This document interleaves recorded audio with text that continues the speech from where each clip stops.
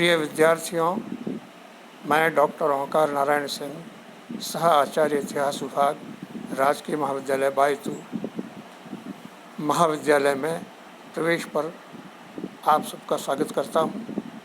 आज हम बीए प्रथम वर्ष इतिहास के प्रथम प्रश्न पत्र भारत का इतिहास 1200 ईस्वी तक के पाठ्यक्रम के विषय में चर्चा करेंगे।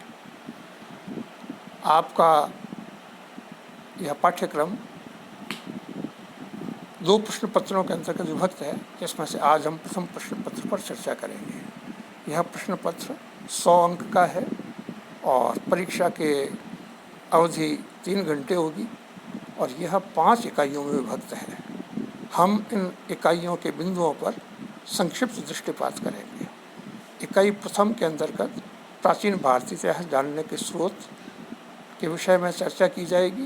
ये स्रोत पुरातात्विक, साहित्यिक, विदेशी यात्रियों के विवरण आदि होंगे।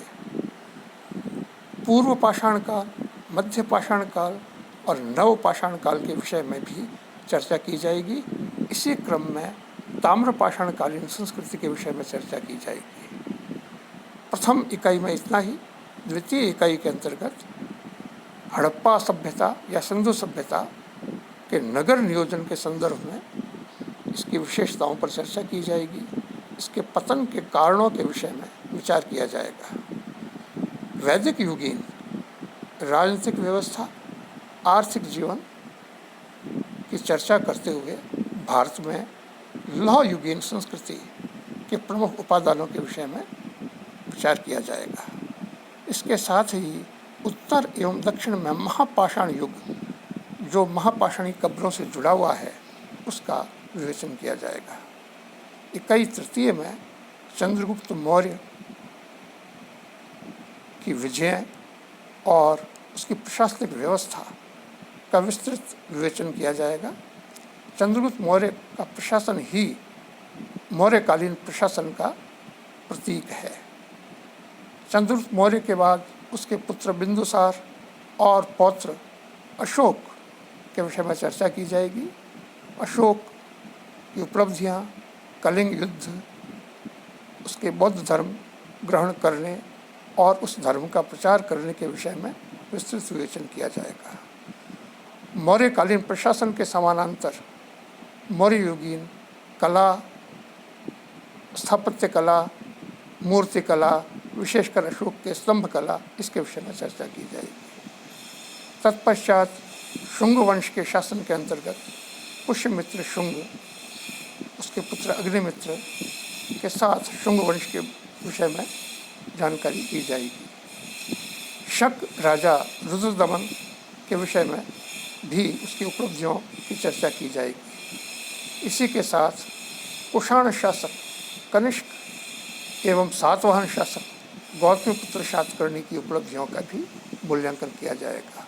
ये सब विवरण तृतीय इकाई के अंतर्गत है। इकाई चतुर्थ के अंतर्गत प्रारंभिक गुप्त शासक जैसे श्रीगुप्त, घटोत्कच, चंद्रगुप्त प्रथम के विषय में चर्चा की जाएगी। समुद्रगुप्त पराक्रमांक की विजय योजना, विजय नीति, जो कि मुख्यतः हरिशेन की प्रयाग प्रशस्ति में अंकित है, उसके विषय में चर्चा की जाएगी। तत्पश्चात चंद्रगुप्त द्वितीय विक्रमादित्य, स्कंदगुप्त क्रमादित्य के विषय में चर्चा की जाएगी। इसी क्रम में गुप्त साम्राज्य के पतन के कारण को निर्देशित करते हुए गुप्तकालीन कला, स्थापत्य कला, साहित्य, दर्शन, धर्म, विज्ञान एवं तकनीक के अंतर्गत हो रहे अभिनव परिवर्तनों की चर्चा की जाएगी।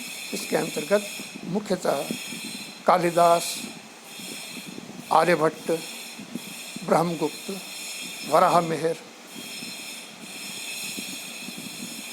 नागार्जुन आदि के विषय में चर्चा की जाएगी। इकाई 5 के अंतर्गत गुप्तकालीन प्रशासन, जो कि मौर्यकालीन प्रशासन से भिन्न था, उसके विषय में चर्चा की जाएगी।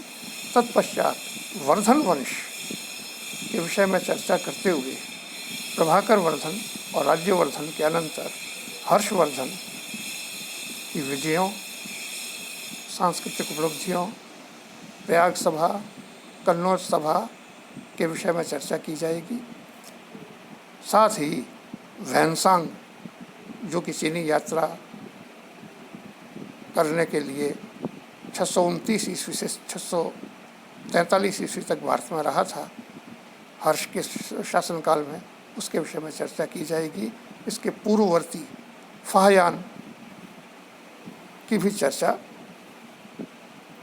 की जाएगी।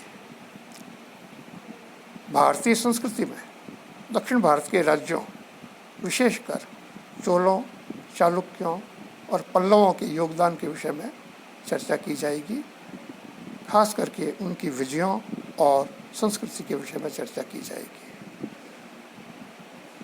हर्ष के पश्चात उत्तरी भारत में सर्वोच्चता के लिए त्रिकोणीय संघर्ष, जो कि प्रतिहार, पाल और राष्ट्रकूटों के मध्य हुआ था, उसके समस्त 6 चरणों की चर्चा की जाएगी। यह संघर्ष लगभग 200 वर्षों तक चला। तत्पश्चात पृथ्वीराज चौहान तृतीय की चर्चा करते हुए भारत पर महमूद गजनवी के आक्रमणों एवं मोहम्मद गौरी के आक्रमणों का जो प्रभाव है उसका उल्लेख किया जाएगा। तो इस प्रश्न पत्र में आपके लिए इतना ही होगा। आपको पढ़ने के लिए जो संदर्भ पुस्तकें सजेस्ट की जाती हैं, इनमें मुख्यतः ओम प्रकाश का प्राचीन भारत का इतिहास, मोहनलाल गुप्ता का प्राचीन भारत का इतिहास, कृष्ण गोपाल शर्मा का भारत का इतिहास 1200 ईस्वी तक आपको पढ़ने के लिए सजेस्ट किया जाता है। आज पाठ्यक्रम में इतना ही। आपको शुभकामनाएं। धन्यवाद।